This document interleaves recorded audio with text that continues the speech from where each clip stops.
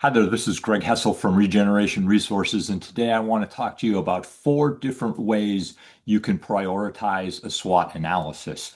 And some of you may recall I've done a video in the past on what is a SWOT analysis. It's basically a list of strengths, weaknesses, and opportunities and threats. It's a way to categorize data that you've collected on an organization in order to do a strategic plan. Strengths and weaknesses are things you control. Opportunities and threats are things in your environment that are changing that you cannot control. And this is a sample SWOT analysis that I've kind of thrown together for the purpose of this video. And one of the things you'll notice is that because the word opportunity is used in so many different ways, I found that it's easier to just think of them as what's changing in the world around you, which are opportunities and threats. And I categorize them in as one category. So the first thing you can do is you can look at what's the most important barrier to overcome. I've had a number of clients who have said, look, there's a dozen things we could do that would all be useful, but we just don't have the bandwidth to do them.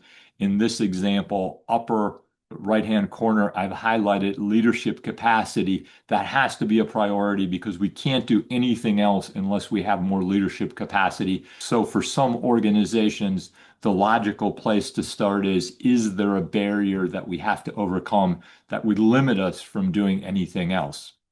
A second way to think about prioritizing are what's going to be the most impactful, what's going to help us achieve the mission the most, what's going to help us become a more stable organization. So impact is one way of thinking about how to prioritize. And a third way is what's the easiest? What's the lowest hanging fruit? We have limited capacity, so we want to be thinking about what's the easiest to do. And one of the things I've done with some of the organizations I've worked with is make this grid.